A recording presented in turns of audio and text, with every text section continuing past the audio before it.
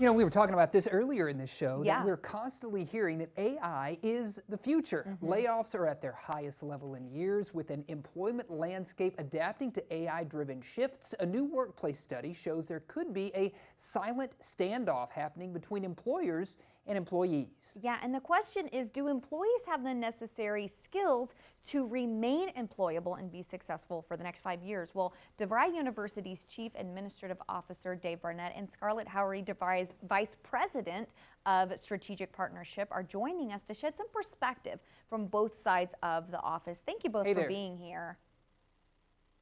Happy to be here. Happy to be here, thanks. Of course. Now, Scarlett, starting with you, I mean, kind of what we just said, do employees have the skills to remain employable and be successful in the next 5 years? Yeah, it depends on who you ask. We actually surveyed over 1,500 employees as well as another 500 employers. And we wanted to understand the state of the workforce in this age of AI. And what we found is that there truly is this silent standoff, really the difference between what's happening now and what's coming next. Right now, employers and workers feel like they have the right skills to meet the needs of AI jobs today. But the future is a little bit concerning for them. They are concerned about what's next. Do they have the skills for the future of AI? That's why it's so important that both employer and employee are communicating. The employer should communicate what skills are necessary so that workers can take advantage of upskilling opportunities when they arise. The time is now for both sides to be communicating with each other and to bridge that gap, that skills gap that exists, so that learners and workers have the skills that they need. Yeah. Dave, where does the discrepancy come in between what employers think and what employees think? And are there downsides when you have two different perspectives like that? Yeah, there's lots of risk and downside. I think we risk lacking innovation as we move forward. I think we risk stalling workforce progression as we look at building the skills for the future. But we saw several points of divergence. 85% of workers feel well qualified to perform their jobs today.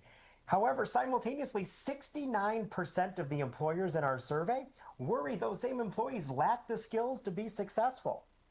Just as troubling, when we talk about the responsibility to continue upskilling and moving people forward, 75% of employers claim that they're doing enough right now, but nearly 1/3 of workers say their employers simply fall short.